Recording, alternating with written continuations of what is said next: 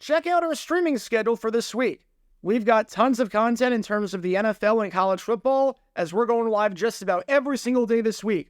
So make sure you hit that notification bell so you don't miss a single moment where we go live. And now, on with our feature presentation. I want to give you a hypothetical scenario with this year's Week 18 calendar.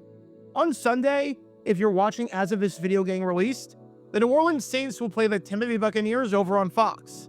This game is, without a doubt, the biggest game of the entire 1 o'clock slate, as if the Buccaneers win that game, they clinch the NFC South and advance to the playoffs for the 5th straight season. To say that there's a ton on the line would be putting it lightly. However, if you're in Indianapolis, you're not going to be getting that game. And the reason why is because your team, the Colts, is playing on Fox at the same time, with the Colts playing the Jacksonville Jaguars in what is a completely and utterly meaningless game outside of pride and draft positioning. The Jaguars-Colts game has no implication on the postseason whatsoever, and that's because of what happened in the game you're watching right now, where the Colts somehow lost to the worst team in football and lost to the New York Giants. After that debacle, unless you are a fan of one of those two teams playing in the game, as in the Colts or the Jaguars, you have no logical reason to be tuned into that game over the other games on television in that window. So I want you to imagine that the Fox affiliate in Indianapolis decides, you know what? This game means nothing. I know it involves our home team, but the Bucs game is way more interesting and way more important. We're going to show that game instead. Imagine that the Fox affiliate makes the decision to preempt the city's own team to show an out-of-market game of higher importance. Obviously, that's not allowed. It is a league-wide mandate that the home team is shown in the home market. No matter how bad the Colts are, Indianapolis must show every Colts game on over-the-air television. That's the way it works, and that's the way it's been for quite some time. And speaking of some time, now that we're in 2025, now is a great time to hit that like button down below, subscribe, and turn on the notification bell so you don't miss a single video that we post on the channel.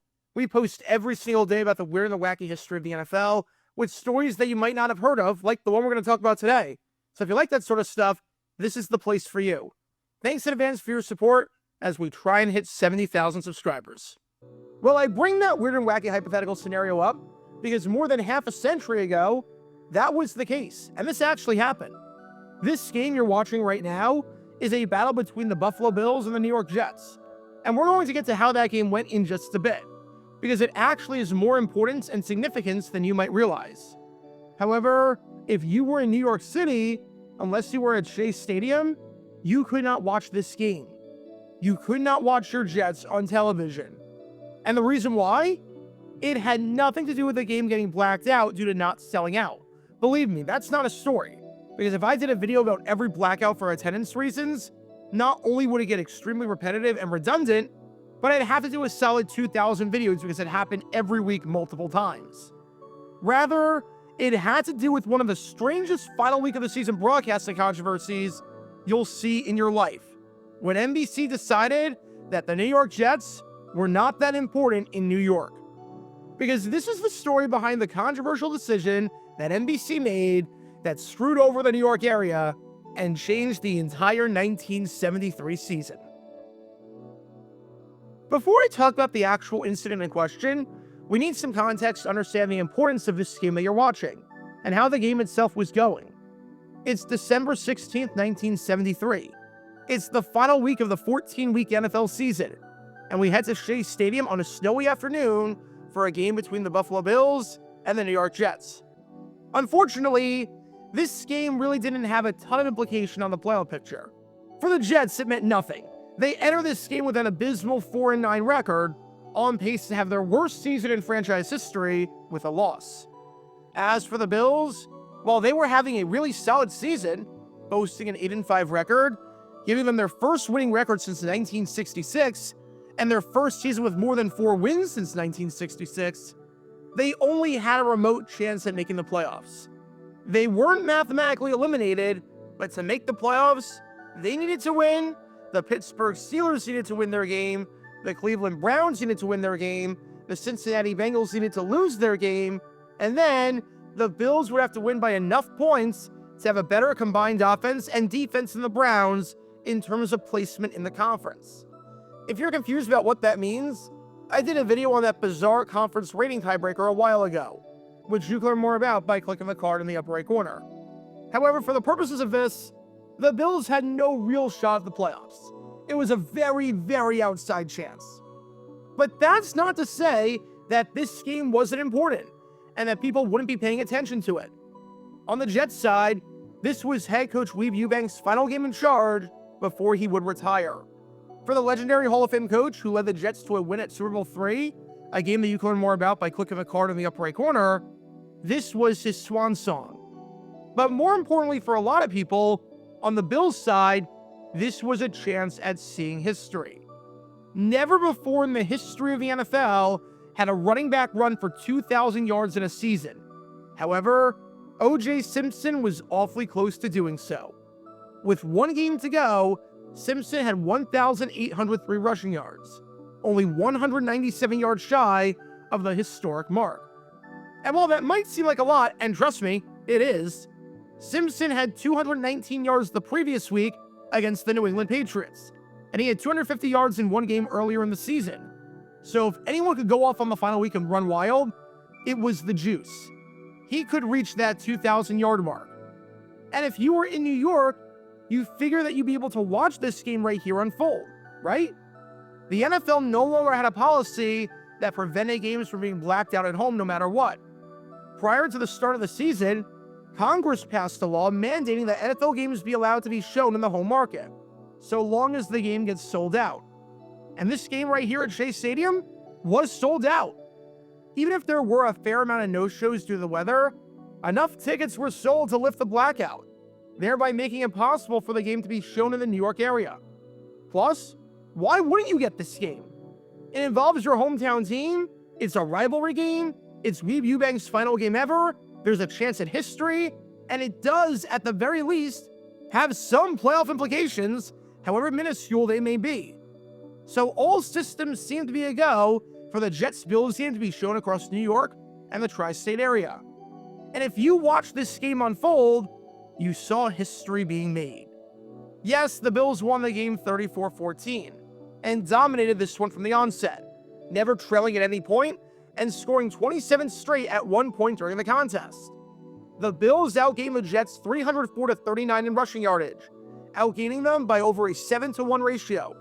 And the Bills just dominated the time of possession and control of the ball, with quarterback Joe Ferguson only attempting 5 passes on this cold, windy day. No, the Bills did not make the playoffs, as 2 of the other 3 results that they need to have happen did not go their way. However, you got to see O.J. Simpson carry the ball 34 times for 200 yards, meaning that he got the milestone. On this day, O.J. Simpson became the very first player in NFL history to run for 2,000 yards in a single season, ending a season with 2,003 yards exactly. There are only a few members today that are a member of the 2,000-yard club, and Simpson was the first and the only member to do so in a season that was less than 16 games. It was a moment that, if you were watching on TV or were watching inside Shea Stadium, you would not forget. This was absolutely historic. The problem is that if you were in New York City, you couldn't watch the game on TV. In fact, a good portion of the tri-state area couldn't watch the game on TV, even though it was sold out, and even though it involved the hometown team. And the reason why is because NBC, which could only show one game in New York due to the rules of the time saying that if a team was playing at home in your market, you only got one game, not 2, even if you were assigned to be the doubleheader network that week, decided that the one game they were going to show was not going to be the one involving the New York team. Instead, it was going to be this game right here, as in the battle between the Denver Broncos and the Oakland Raiders. This game was, in essence, a playoff game. The Raiders entered this one with an 8-4-1 record, while the Broncos entered this one with a 7-4-2 record. Both teams tied earlier in the season on Monday Night Football in one of the few ties to ever occur in the history of that program. So if the Broncos won this one, they would own the head-to-head tiebreaker if both teams were 8-4-2, meaning that they would be in first place. What that meant was that this was a winner-take-all game, where the winner would win the AFC West and the loser would be eliminated entirely. And for the Broncos, who had never even so much as sniffed the playoffs before in their entire franchise's history, this was the biggest game they had ever played up until this point.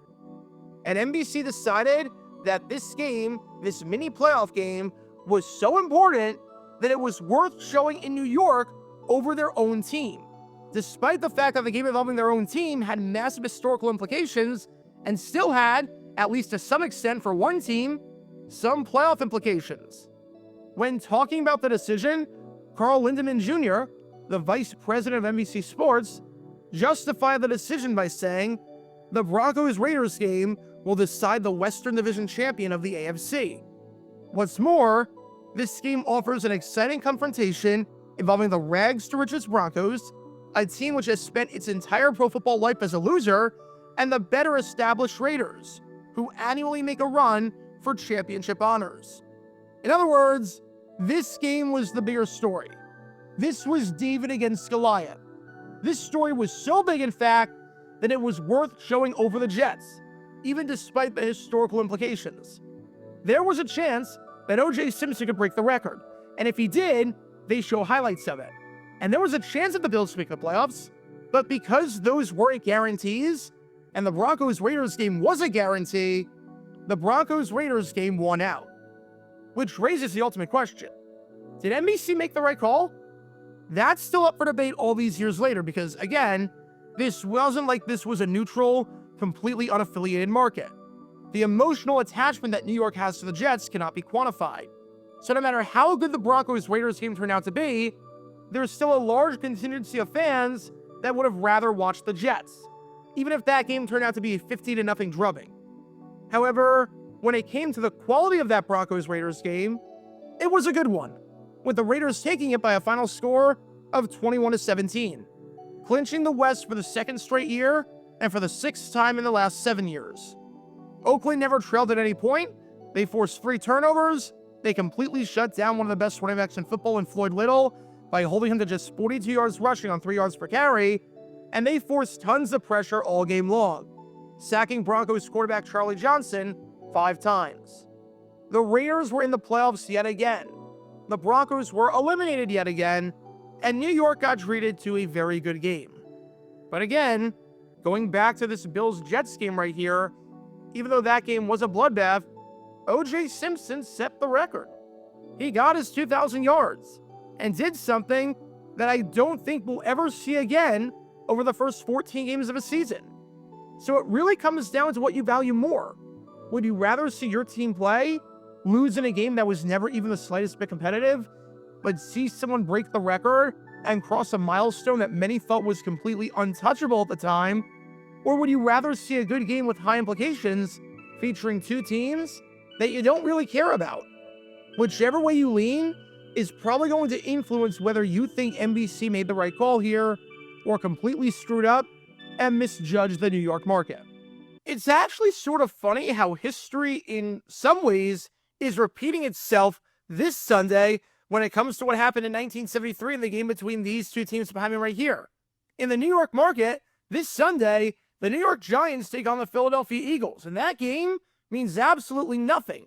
The New York Giants were eliminated from the playoffs back in week 1, and the Philadelphia Eagles are locked into the number 2 seed, so the game is meaningless. Having said that, Saquon Barkley has a chance to get the rushing record, breaking Eric Dickerson's record for most rushing yards in a season. It's not a guarantee, but it could happen depending on how much he plays and how well he plays on Sunday. New York is going to show that game involving the hometown Giants over other, more important games that actually have an implication on the playoffs. It's funny how that's happening, considering what happened a half century ago, and NBC half a century ago did not show the Jets as a result of this. CBS is showing the Giants, but when it came to NBC in 1973, and it came to the Jets, not so much. Again, a scenario like this could not happen ever again with NFL rules being the way they are. And even if it did, at least there are other ways to get the game, like Sunday Ticket, or by going to a bar, or finding some stream somewhere. But back in 1973, Jets fans were completely and utterly screwed over by NBC, as were people who thought that they were going to witness a chance in history and couldn't watch.